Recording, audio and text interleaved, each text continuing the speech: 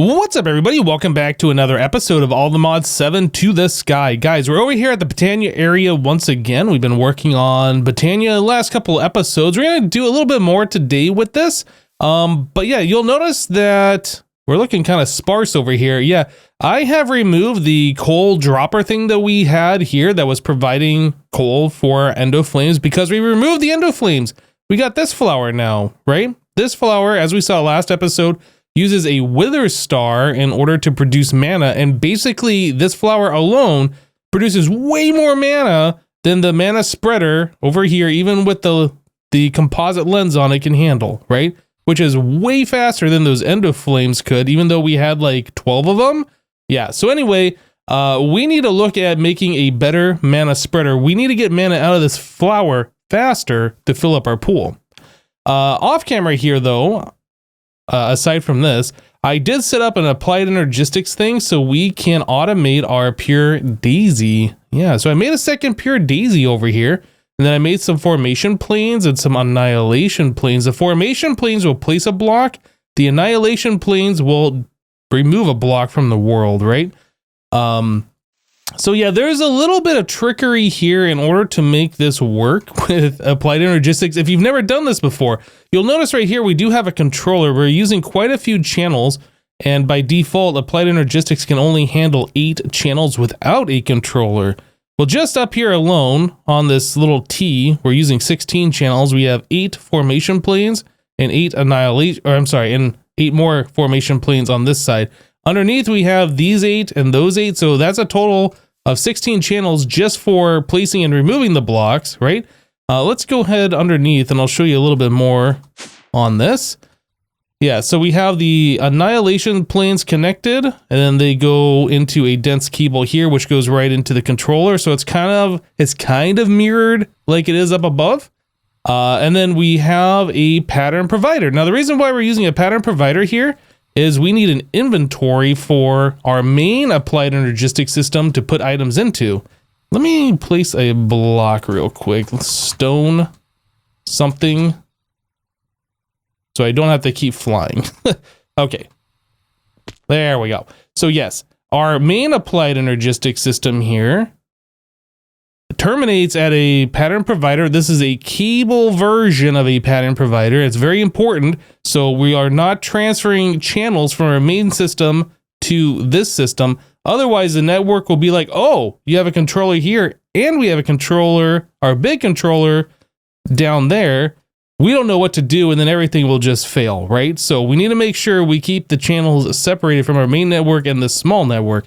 So yes, we're using a cable pattern provider here. And we have a pattern that says 8 oak logs turns into 8 livingwood logs. We also have a second pattern that says 8 stone turns into 8 living rock, right? So that's what our main system knows about. So if we do living rock, or I guess just living, we can see that we have these 2 patterns available to craft with.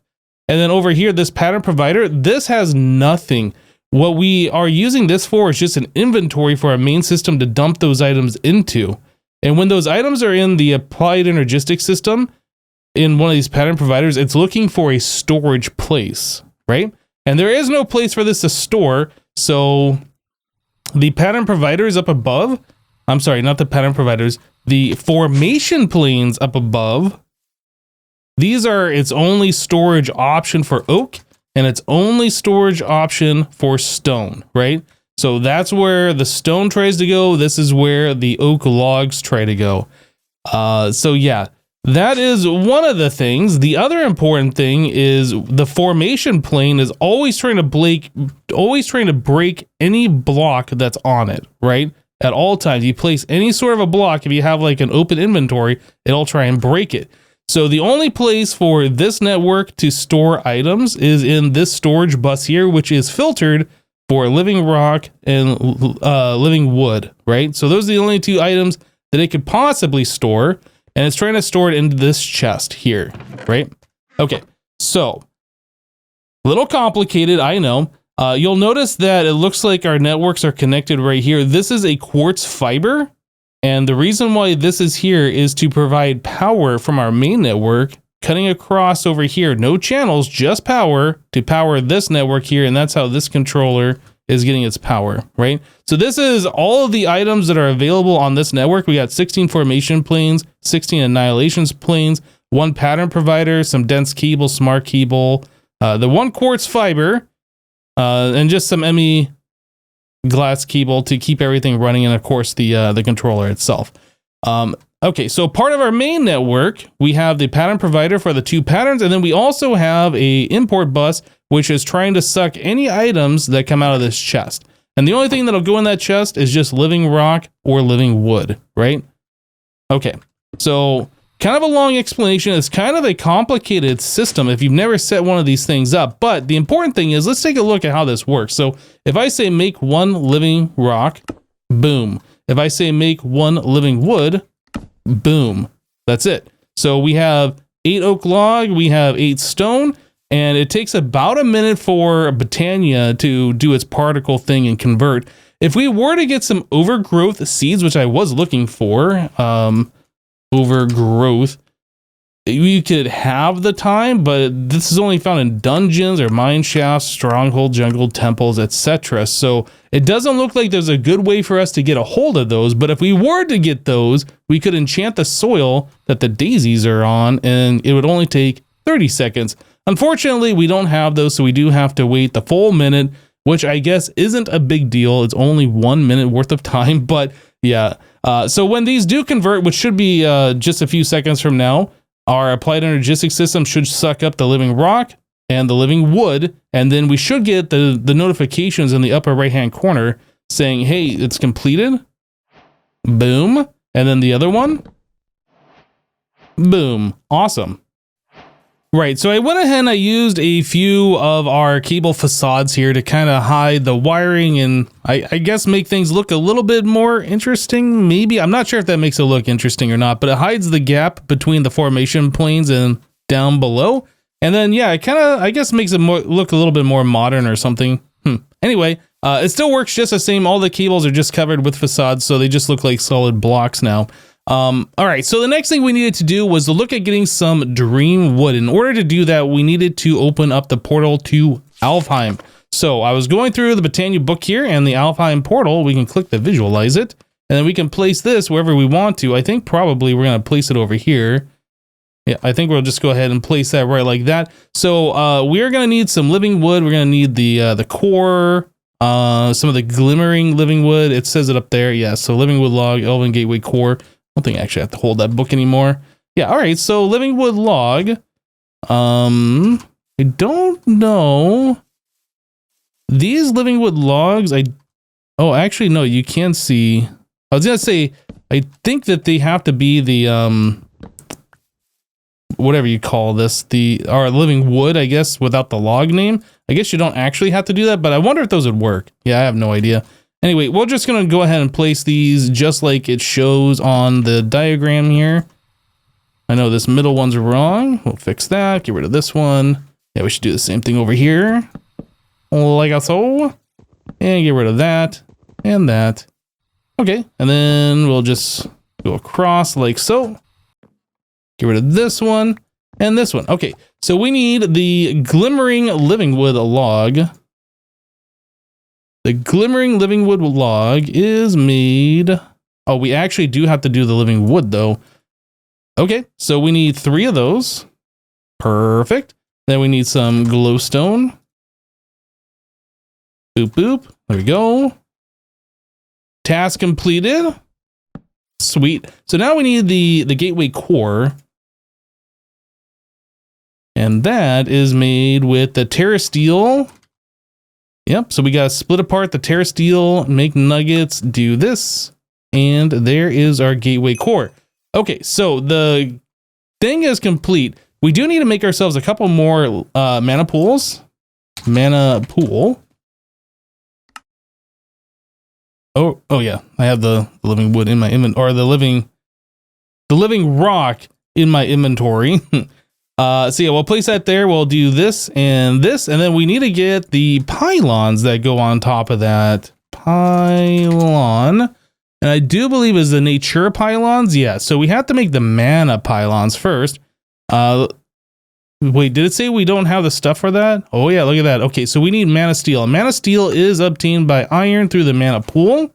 So iron, let's just make a stack. We got plenty of mana now. We don't have to worry about that too much. Oh, I gotta turn my magnet off. And like so. Like so. All right, so put that back into here. We need to make, nope. We need to make 2 of these. So there's 1 and 2, very good. And then we turn those into this. There's 1 and 2, awesome. So that goes here. This one goes here. If I can actually play, well, I'm literally clicking. Do I have to click like the very edge and not that? There we go. There's the nature pylon. That was tougher than it needed to be. Right. So now that we have those, we need to get mana from our mana pool over to here. Now, the easiest way to do this would be using a spark. But to get the sparks to work like we want is going to take a little bit of effort here. But I'm going to go ahead and throw a spark on this one and a spark on this one.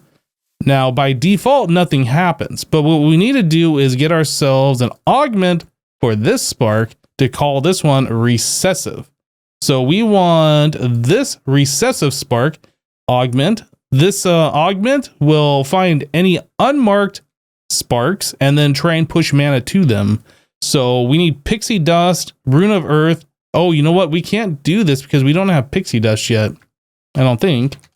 Yeah, we don't have any pixie dust. Okay, we'll hold off on that for a little bit. So the next thing we need to do is make a mana tablet then. This will allow us to fill up some mana and then transfer it manually. So mana pearl or mana diamond. A diamond should be fine. Okay, so tablet, this, and we throw that onto here, and that should suck up a little bit of mana if the mana pool is set to the right setting. Currently, it's tablet to pool. We want pool to tablet. All right, so you can see the mana is going down. That is filling up our tablet here.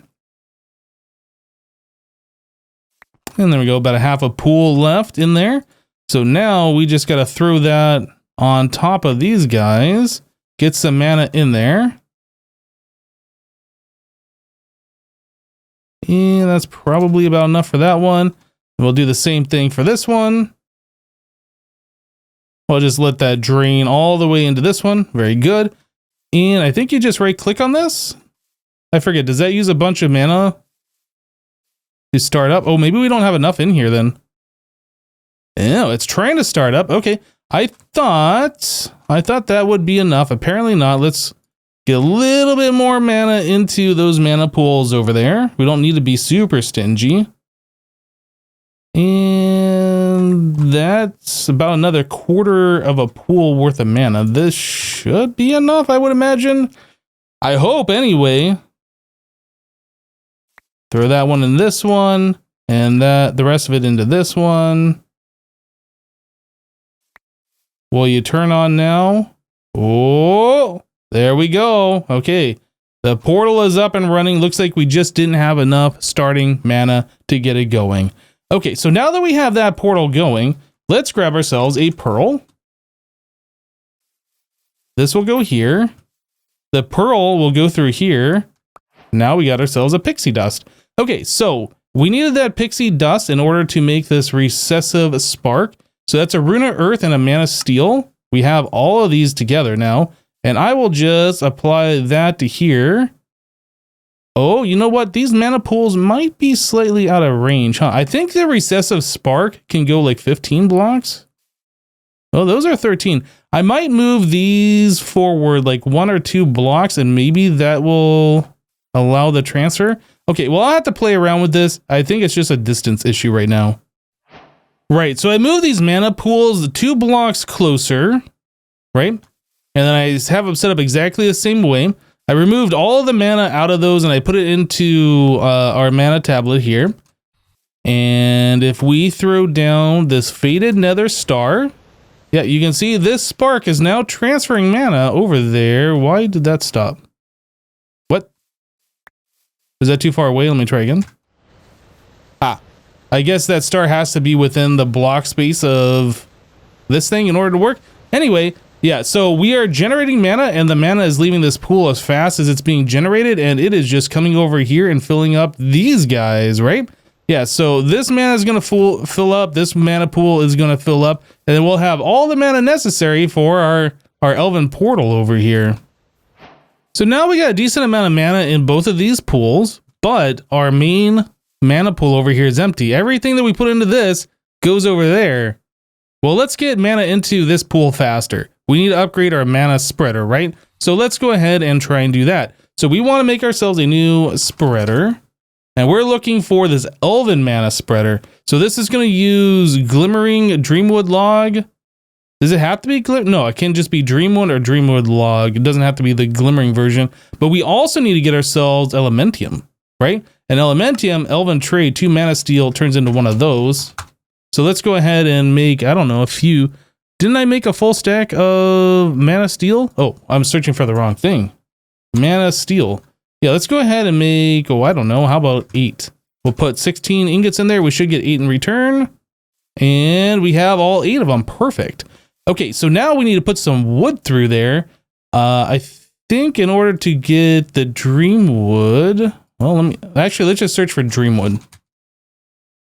In order to get dreamwood log, we have to trade livingwood log. That's literally all you do is just throw that through the portal. Okay, so livingwood, we'll queue up, oh, I don't know, how about 100 of those? So that'll just go ahead and make the dreamwood over there, or I'm sorry, the livingwood over there. We'll take what we have here, let's do 18, no, let's do 12.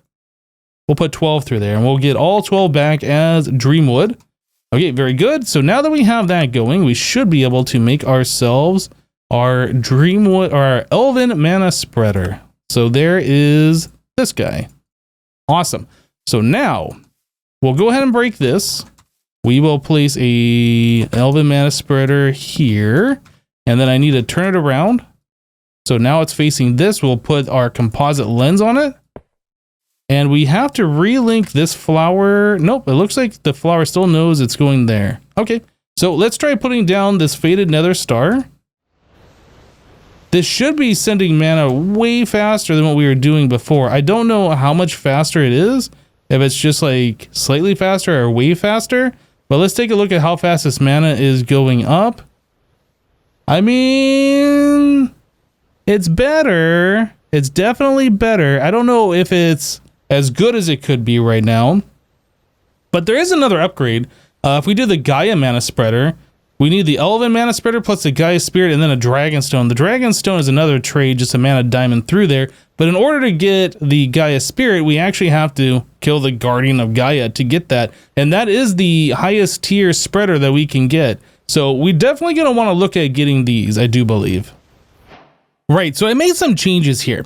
I decided that I wanted to spawn in a few more nether stars, and we had our setup over here, and it was generating mana from our star, but the problem is the wither boss that explodes down below from our killing chamber is just ever so slightly too close to where we are. And that was causing me to take damage, but I noticed that the star was still sitting on the ground and everything was fine, but after about 4 explosions, it destroys the star.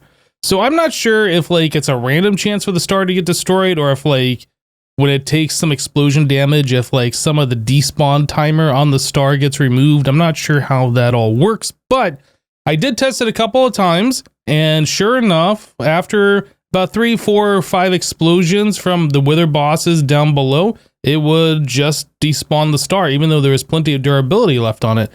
So I found out about 8 blocks away from the center, wherever that, I think it was somewhere around here.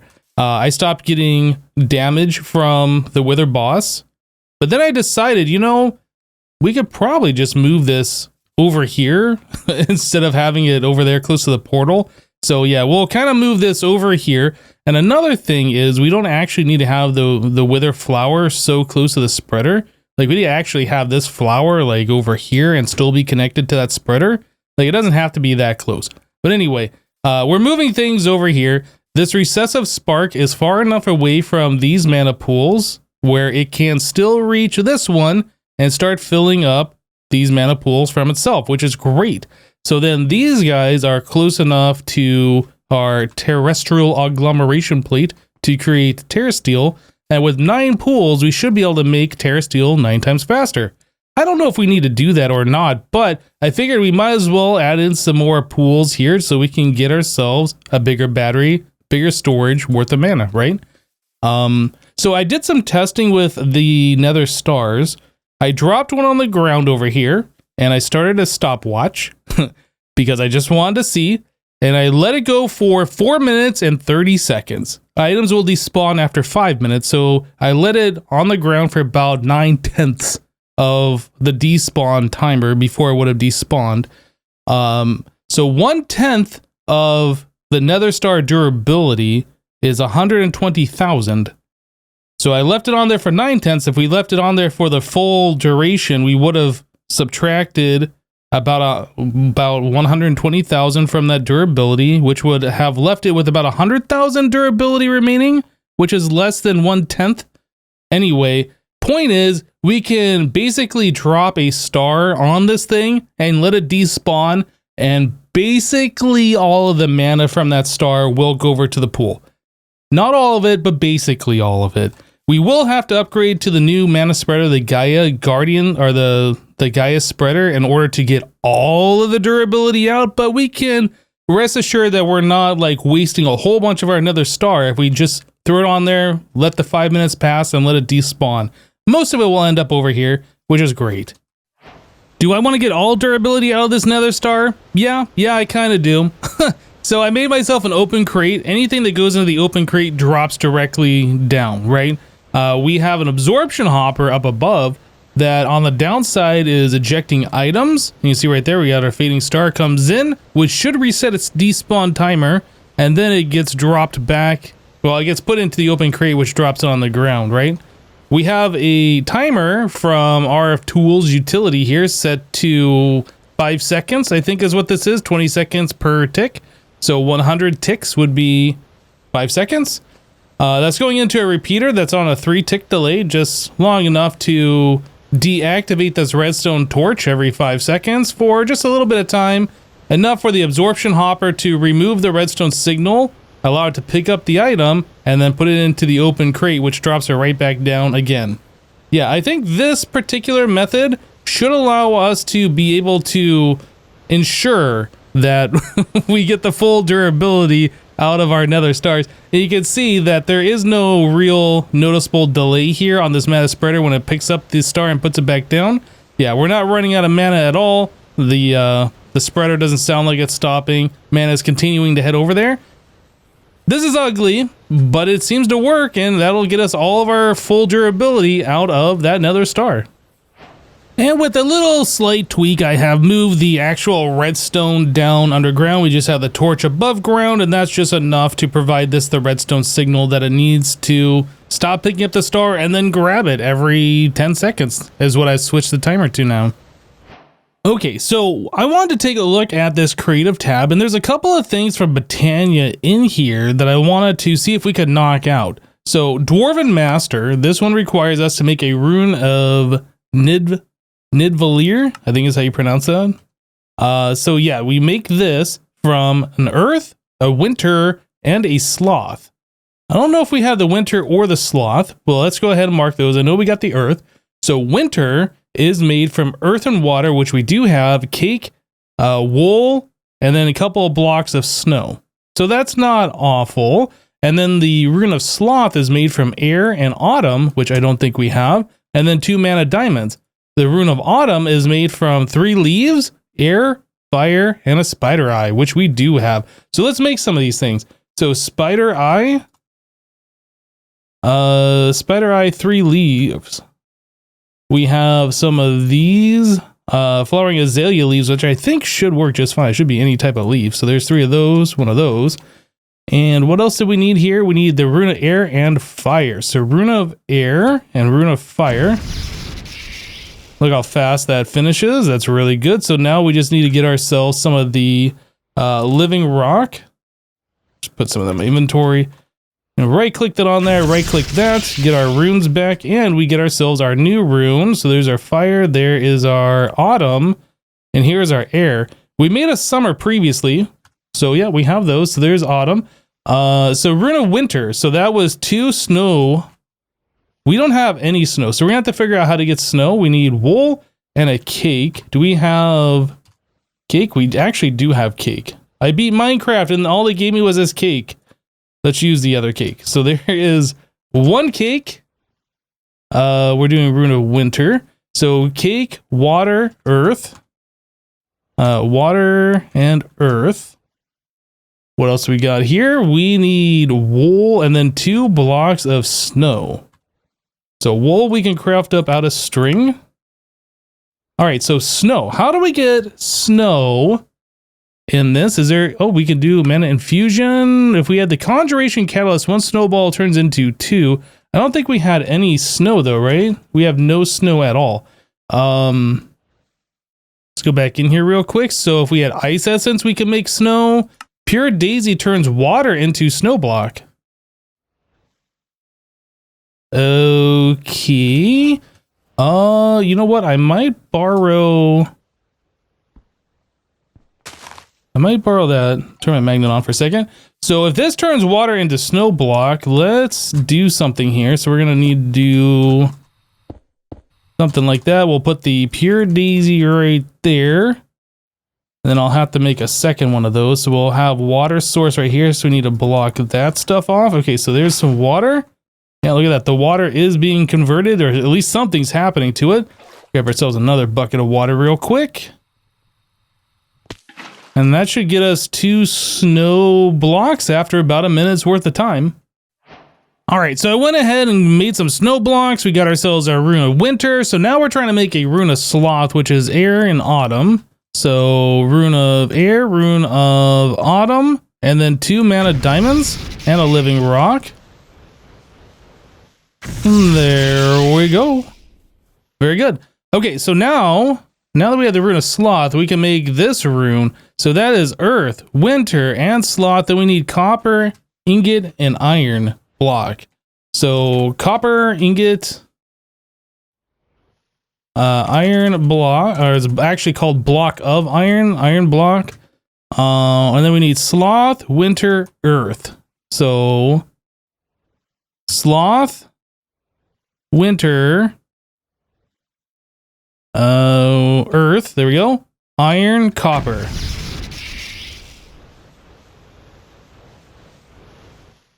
And there it is. All right, so there's that and that. And there we go. Quest completed, Dwarven Master. Check it out. We finally got our first creative tab quest complete. So that's going to give us a pedestal display only, use as a fancy display of items. And that's going to give us a Dwarven Master Axe with sharpness 5, looting 3, sweeping edge 3. It does 12.5 attack damage, which is essentially pointless for us since our current sword does 237 attack damage, but that's cool regardless. So I don't know where we're going to put these display stands. Maybe down underneath the center here. Maybe we'll just stick it along these corner edges. I assume I just right clicked that on there. Oh yeah, there we go. Okay, so there we go. Pedestal display only. There is our Dwarven Master Axe. Pretty cool. All right, so now that we have that one done, whoops, I can't do that from in there. Now that we have that one done, we can check out the Master of the Fire. And in order to make that, I need a rune of Muspelheim. Muspelheim. I don't know how to pronounce this. So yeah, that's fire, summer, and then wrath. So wrath is one we have not made. So that is earth, winter, and then 2 mana diamonds. So again, that won't be pretty hard to do. Just grab a couple of diamonds here. I'll just throw those in there. Okay, so 2 mana diamonds. Earth and winter. So earth and winter. Key one of those there. And done. Okay, so we got wrath. And then this one is a magma block plus a nether brick. Magma block, which we can craft. Nether brick. And what else was it? It was wrath, summer, fire. So wrath, summer, fire, magma, nether brick, living rock to finish off the rune completion, and a right click, And there we go. Master of the Fire. Sweet. So there's another quest complete. So that's going to give us another pedestal. And this is going to give us Master of the Fire, which burns targets, sharpness 5, looting 3, sweeping edge 3, 11.5 attack. Does this thing even look cool? I mean, it's flashy, it's a little glowy or whatever. Anyway, we'll put it down here next to our dwarven axe that we made. Throw that there, and that goes there. Sweet. So now we have 2 of these quests completed, which is very, very awesome. Yeah, check it out. 2 of those completed. Now, I think those are probably the easiest ones to complete. I haven't actually looked at all of these to make sure about that, but it is definitely something that we are able to do now that we have gone this far in Botania, which is pretty awesome. All right, guys, that is going to wrap it up for today. Yeah, we got ourselves a large mana storage. We got ourselves a way to convert nether stars into mana. Kind of a weird method, actually, but you know, that ensures that we get all of the mana star, or then all of the mana out of the nether star, instead of wasting that little bit that I said that we would have left over, which is pretty cool. Yeah, and we got a way to automatically craft, check it out, automatically craft our living wood and living rock, which is super cool. Anyway, guys, that's it for today. Thank you guys for watching. Remember to leave a like on this episode if you liked it, and we'll see you next time. Bye-bye.